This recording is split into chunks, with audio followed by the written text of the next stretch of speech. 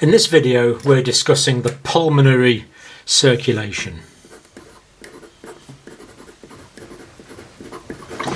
Pulmonary means to do with the lungs. Now it's a bit complicated, but if you stick with it we'll get it fairly quickly. Now what we have here already sketched out is the heart. So we have the left atrium, the left ventricle, bicuspid valve. This is the aorta here, right ventricle, right atrium. This is the inferior and superior vena cava draining into the right atrium. And leaving the right atrium here, we have the pulmonary artery. And this is the main pulmonary arterial trunk that leaves the heart. But pretty soon this main arterial trunk leaving the heart is going to divide into two.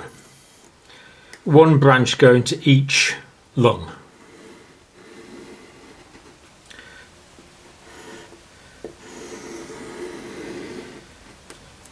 So right ventricle, main pulmonary trunk, and of course this here is the right lung and this is the left. Now just to clarify this, we're going to colour it in, and as per the convention, because it's partly deoxygenated blood leaving the right ventricle, we're going to colour it in blue. So the pulmonary circulation begins here with the pulmonary arterial valve. So the blood's going up here, up the main trunk, and then it's going to both sides of the lungs, one lung on either side, by the right and left pulmonary artery. Now, once the artery gets into the lung, it's going to break down fairly quickly into smaller blood vessels. Now, I'm going to do these anatomically correctly later on in this video, but for now, let's just think about it diagrammatically. So the pulmonary artery is going to go into the lung here. There we go. And it's going to break down into lots of smaller vessels, progressively smaller arterial vessels. And this is eventually going to break down into the networks of pulmonary capillaries. There's going to be huge networks of pulmonary capillaries surrounding the alveoli. And these are going to drain into pulmonary venules and then into pulmonary veins, until eventually two large pulmonary veins are going to leave the lung. And again, we can colour this in to keep things clear. So here's the pulmonary arterial branch breaking down into many smaller pulmonary vessels, smaller arterial vessels, until eventually the blood gets into the pulmonary capillaries, where the gaseous exchange takes place. And that means as the blood goes through, it's going to be oxygenated. So as it goes through the pulmonary capillaries, it's going to leave in the pulmonary veins, the venules draining into progressively larger veins, and it's leaving as highly oxygenated blood, like this. So two pulmonary veins leaving each lung. And these pulmonary veins are going to drain back to the heart, and it's going to be the same on this side. So we're going to have the pulmonary artery breaking down into smaller branches, breaking down into the untold millions of pulmonary capillaries, where the gaseous exchange is taking place. So again, the left pulmonary artery breaking down into progressively smaller arterial vessels. And as the blood goes through the pulmonary capillaries, taking up the oxygen from the alveoli, becoming bright red oxygenated blood by the time it's draining into the pulmonary venules. And then these are going to drain back to the heart. So again, there's going to be two pulmonary veins leaving the left lung. And we notice that there's 4 pulmonary veins go into the left atrium. So these are going to go into carry the blood back to the left atrium. Like this. Carrying the oxygenated blood back in these pulmonary veins here. 2 pulmonary veins draining each lung, collecting the blood from the untold millions of capillaries, pulmonary capillaries. And it's the same on this side. Again, we're being diagrammatic, of course, but this is draining back here and here. Goes underneath this pulmonary artery in the diagram, draining back, and we see that there's the holes there in the left atrium for these vessels to connect to. So 2 pulmonary veins draining each lung,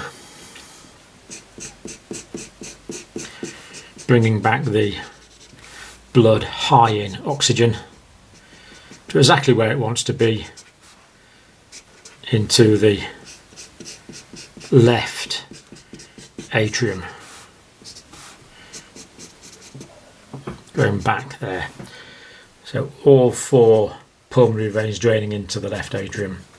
From there, of course, the blood goes through to the left ventricle, where it's oxygenated through the bicuspid or the mitral valve. In pink there we have the aortic valve, because this is the aorta just here, which of course will take the oxygenated blood to all the systemic circulation. So there we have the essence of the pulmonary circulation. So the pulmonary circulation begins with the pulmonary arterial valve here, and it ends in the orifices of the 4 pulmonary veins that drain into the left atrium. Now, I've drawn this blood supply here very simply, simplistically really, but in actual fact the arteries in blue taking the blood in follow an exquisite fractal pattern that takes the blood to all parts of the lung in a very equal way. And likewise, the pulmonary venous system in red follows a similar fractal pattern to drain the blood out. And indeed, the bronchial tree going in has a fractal pattern as well. So there's a triple overlying fractal pattern in the lung. Quite amazing. I just want to show you what we mean by fractal, because broccoli actually illustrates it really well. So what we have in a fractal pattern is this sort of repeating, duplicating pattern. So we can see we have a main trunk going up here, and we see this breaks down into smaller ones, but then this repeats as it breaks down again, and this repeats and breaks down repeatedly until we get all these tiny bits at the end, all those tiny little bits. In this case, these would be pulmonary vessels, but the result is the blood is taken evenly to all parts of the broccoli, or of course in this analogy to all parts of the lung. But we can see the way that the whole area of the broccoli plant is served by this fractal pattern, and in the same way all of the lung is served by this fractal, triple overlying fractal pattern. So that's the essence of the pulmonary circulation. In the next video we'll put on a little more detail, and we'll look at a more anatomically correct description for the nature of this fractal pattern.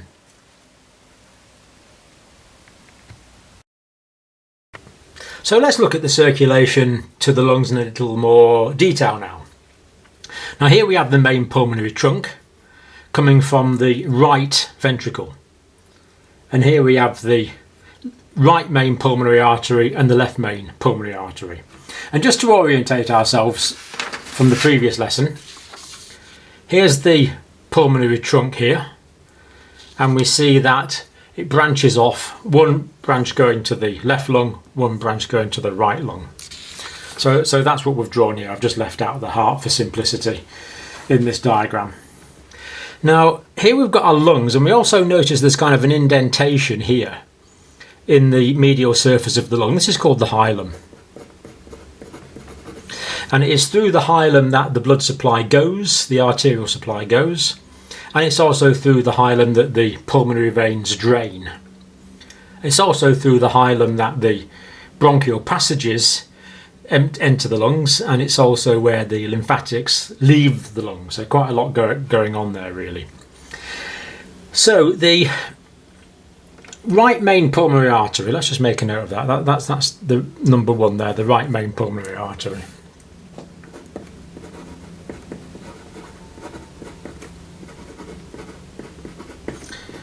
Right main pulmonary artery, because everything we're talking about here is the pulmonary circulation. The circulation around the lungs. Pulmonary always means to do with lungs. So we've got the right main pulmonary artery here going towards the hilum, where it goes into the area of the lung. And what happens here is fairly quickly this divides into three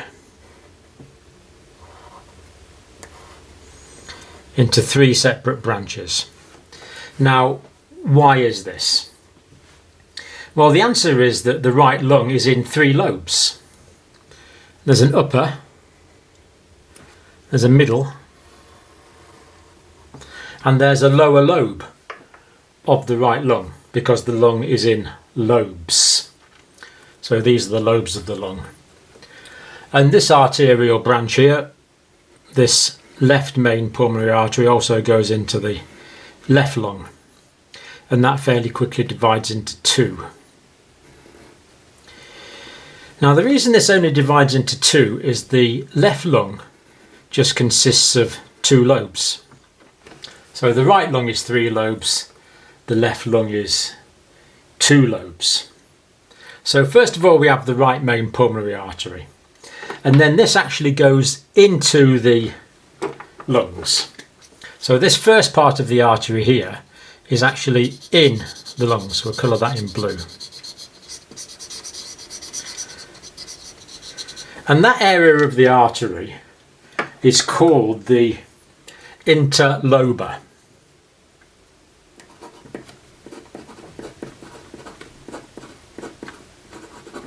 Interlobar, because it's between the lobes. Interlobar.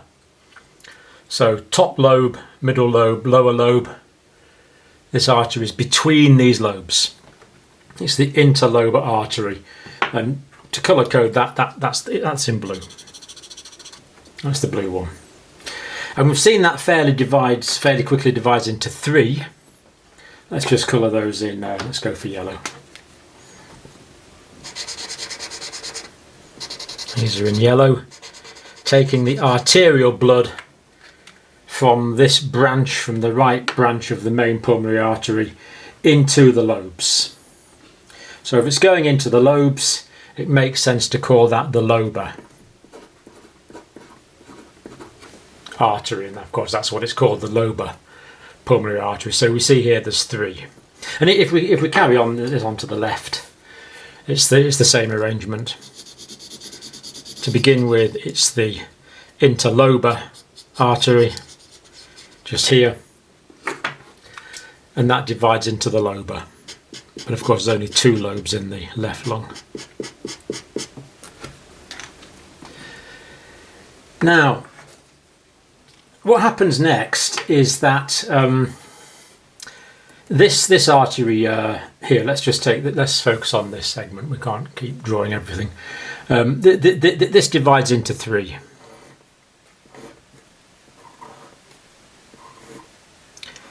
So we see that's divided into three branches there. Now, the reason for this is that the lobes of the lung are made up of segments. This is the way the lung is arranged. So a lobe is broken down into segments of the lung. And this top right lobe contains 3 segments. This one contains 2, and this one contains 5 different segments. And these are correctly called bronchopulmonary segments.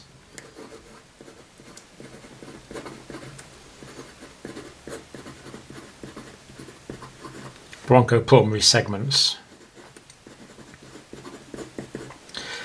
And because there's 3 segments there, the artery is going to break down into 3 branches. So let's draw this. So let's have this pink. So if it's the lobe artery taking blood to the lobe, what do you think the arteries are called that takes blood to the segments? So it's the segmental.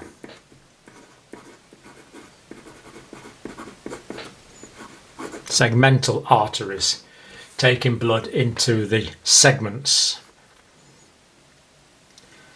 So the interlobar was 2, the lobular were 3, and this is level 4 now as we're breaking down into this fractal pattern.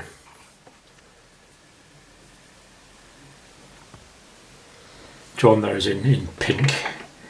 So let's just keep our colour coding going down the bottom here. The lobar was yellow, and the segmental is pink. That's our colour coding. Right. Now, the segmental arteries, I'll just put the segments on the left lung. There's 5 segments in that, and there's 5 segments in that.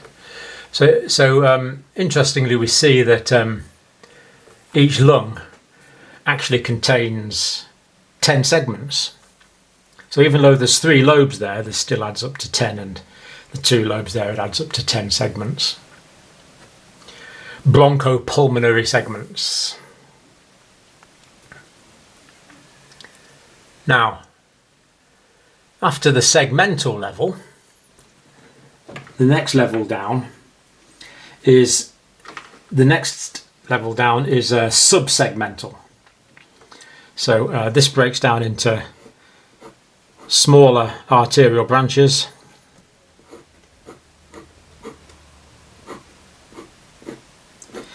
and this next level down are, let's have orange for this. This next level down are subsegmental. This is level 5. Arterial vessels are getting much smaller now. So 5 was subsegmental.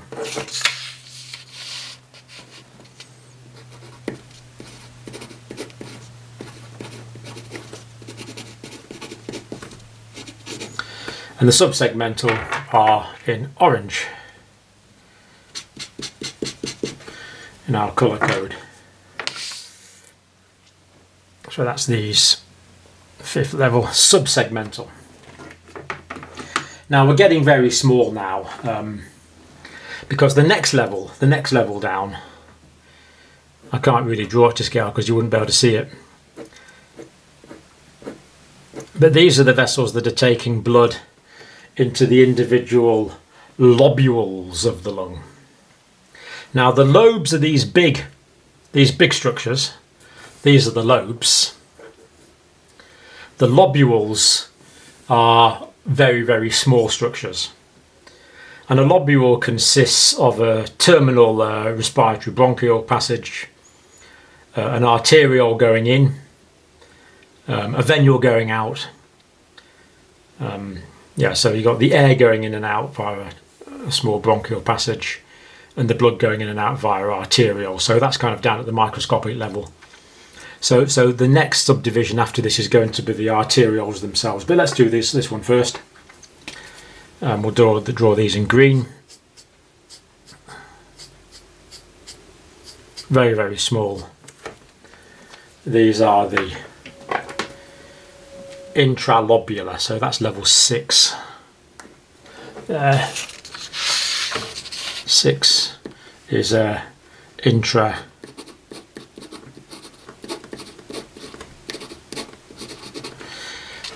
into these small lobules where the alveoli of the lung are actually anatomically arranged.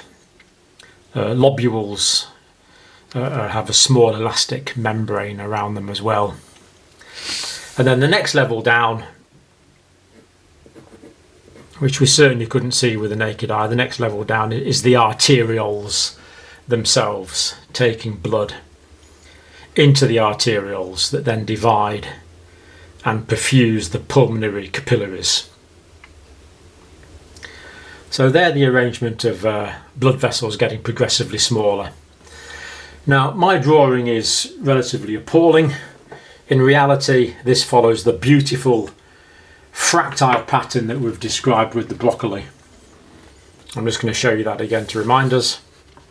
So with the broccoli, it's in the fractal pattern. So a fractal pattern is one which keeps dividing. So we have the main trunk here, and it divides off into smaller ones, and the pattern self-replicates all the way down to the very small branches, in this case branches of the pulmonary artery, very small branches of the pulmonary artery. And what the fractal pattern does is it means that all areas of the lung are getting the same blood supply. And indeed, as we've noticed before, there are 3 fractile trees in the lung. I suppose there's 4 really if you count lymphatics. That follows a fractile pattern as well, but certainly 3 clear ones. The arterial fractile pattern, but then of course it has to drain back the venous fractile pattern, draining back into the 2 pulmonary veins, and the bronchial tubes to get the air in. That follows a fractile pattern as well. Now, of course, once the blood has been through the intralobular artery and into the arterioles, through the capillaries to pick up the oxygen, it's got to drain back. It's got to drain back. And it drains back via 2 large pulmonary veins that drain each lung. And the names here are more or less reversed. So from the pulmonary venules, the microscopic veins just after the blood has left the pulmonary capillaries, it drains into an interlobular vein. And then that drains into it's kind of the reverse of this. I know that's intralobular artery. The vein is more between the lobules, so it's an interlobular vein. So we have interlobular veins draining into subsegmental veins, draining into segmental veins, draining into lobar veins. And the lobar veins join up to form the pulmonary veins. Not broccoli in the way. Pulmonary veins. The 2 large veins that leave each lung and take the blood back to the left atrium, as we saw in the previous lesson.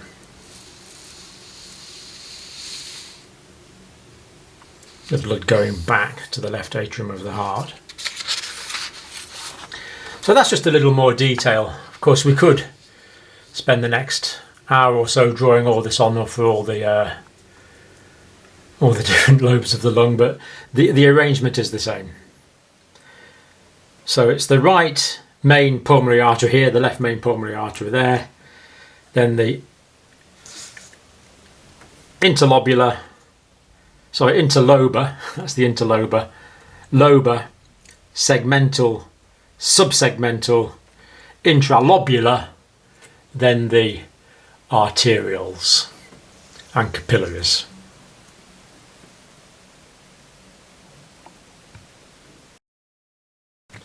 Well, we're going down in scale again now, and we're thinking about the blood supply to the lungs at a microscopic level, smaller than the intralobular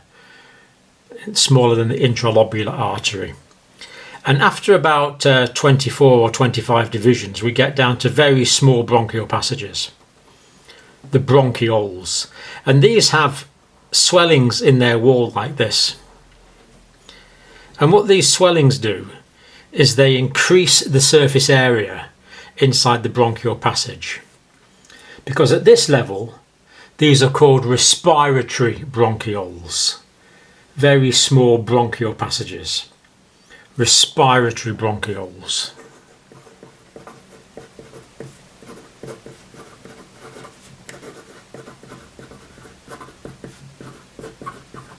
Respiratory bronchioles. And we have these air sacs on the side of them to increase the surface area. Now, one of these is called an alveolus. So alveolus is singular. Several of them would be called alveoli. So one alveolus, 2 or 3 or 4 or 5 alveoli. Now, the respiratory bronchiole is the first place that the surface area is increased by these alveolar air sacs. And also it's the first place as we go down into the bronchial tree that the walls are thin enough to allow the gaseous exchange to take place. And the respiratory bronchiole will carry on breaking down a little bit more into very small respiratory bronchioles. I'm not going to draw all the alveoli on there. And these small, very small ducts here are called the alveolar ducts. The alveolar ducts. And these go towards these classical clusters of alveoli. The air sacs, the so-called alveolar sacs. And these greatly, of course, increase the surface area. About 70 square metres per lung of surface area.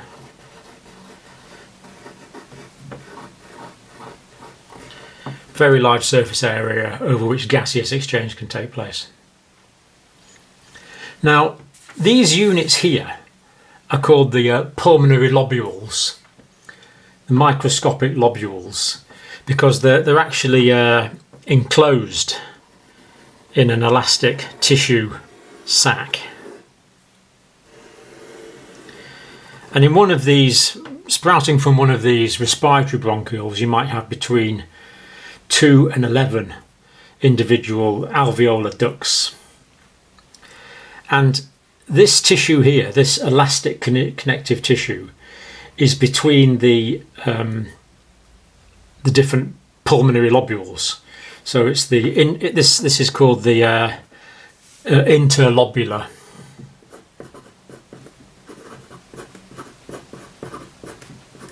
The interlobular sacs of elastic tissue.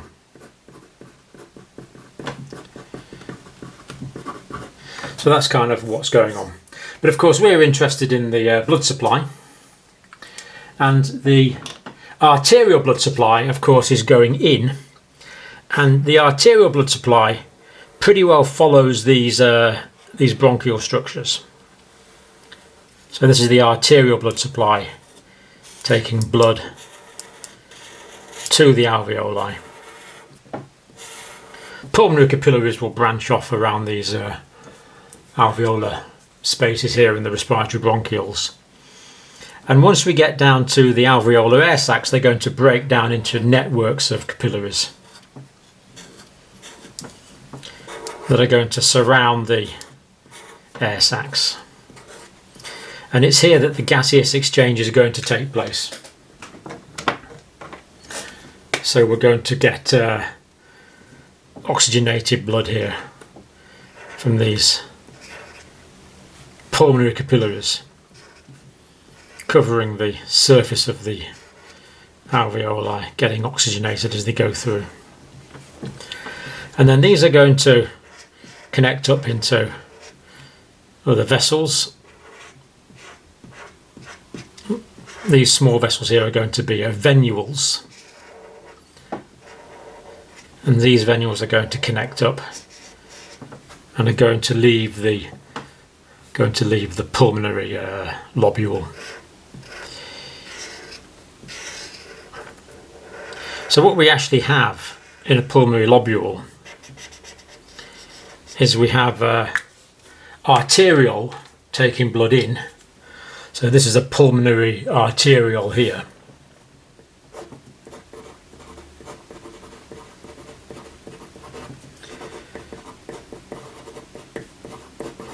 And we have a pulmonary venule leaving.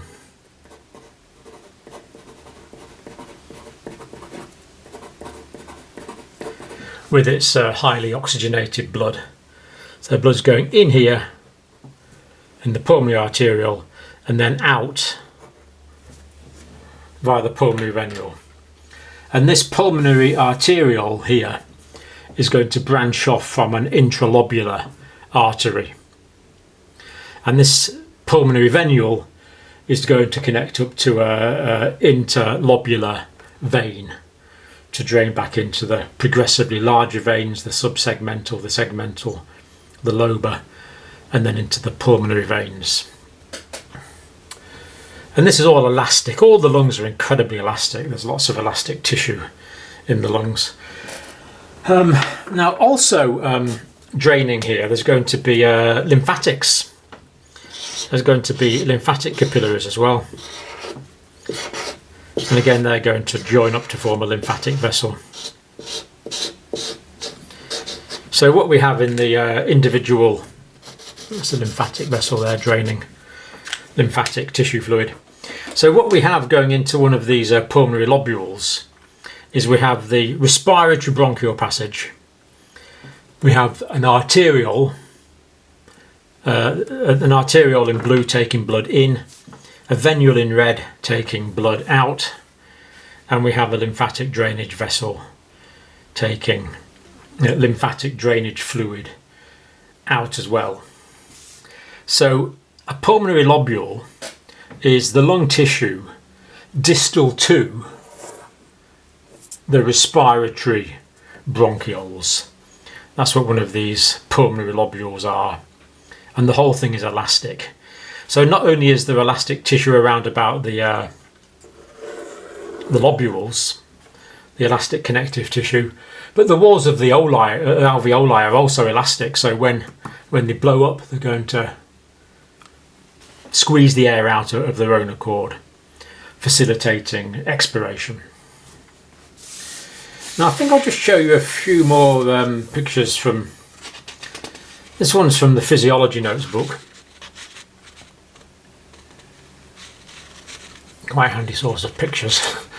And here we see the terminal bronchiole, as we know, taking the air in, the air going into the alveoli, and then the air going out through the same passage during expiration, so the air going in and out. Here we have an alveolus. These are respiratory bronchioles because they're small enough to allow the gaseous exchange to take place.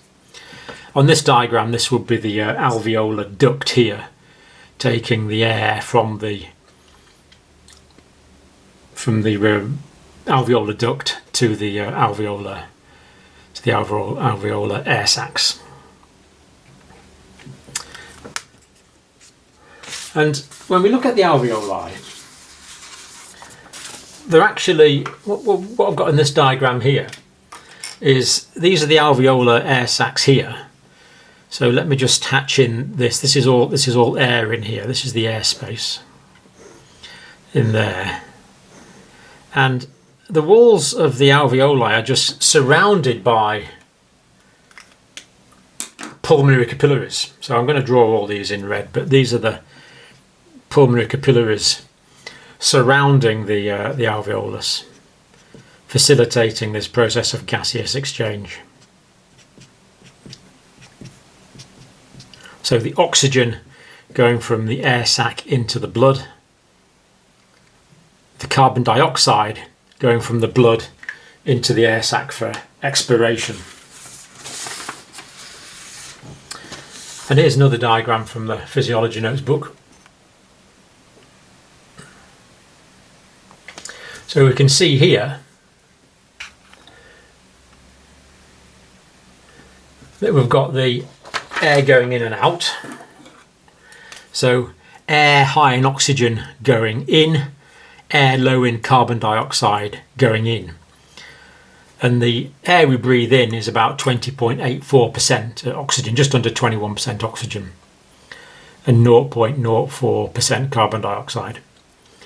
And then by the time we breathe the air out, it's gone down to 16% oxygen and 4% carbon dioxide. So the air is going in, round about the alveoli, and then being breathed out there. And here we have the red blood cells.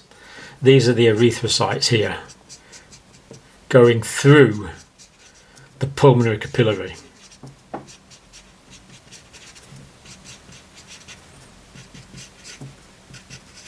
So they're the red blood cells, high in hemoglobin. And here we see we've got blood from a branch of the pulmonary artery, taking blood in. So blood from a branch of the pulmonary artery, high in carbon dioxide, low in oxygen. So this is the deoxygenated blood coming in this side. But then we get the movement of oxygen into the blood, and we get the movement of carbon dioxide out from the blood. And the blood becomes more oxygenated as it passes through the pulmonary capillary, until the blood which is leaving is going to be high in oxygen and low in carbon dioxide. This is the process of gaseous exchange. So in orange I'll just draw the walls of the capillary. This is the pulmonary capillary here. Down there.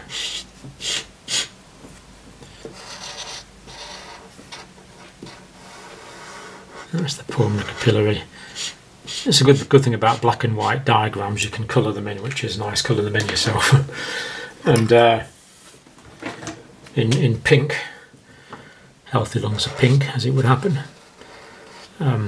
There we have the thin wall of the alveolus, all with squamous tissue, of course, and this process of gaseous exchange going on between the alveolar air sac and the blood. Then once the oxygenated blood blood's picked up the oxygen, it's going to drain back in the pulmonary veins, as we've said. So the blood gets to the blood arrives in the pulmonary artery via the main pulmonary trunk, the right main pulmonary artery, the interlobar artery, the lobar artery, the segmental, the subsegmental, then the intralobular to finally get down to this level. All following this amazing fractal pattern to make sure that all of the ends are equally supplied with air in the case of the bronchial passages and blood in the case of the vasculature. So what we've been talking about now are these little bits right at the very end, at the very small microscopic and virtually microscopic scale and the microscopic scale. The capillaries, of course, are at the full microscopic scale. And the end, all of the end capillaries are all supplied with the same amount of blood because of this fractile distribution.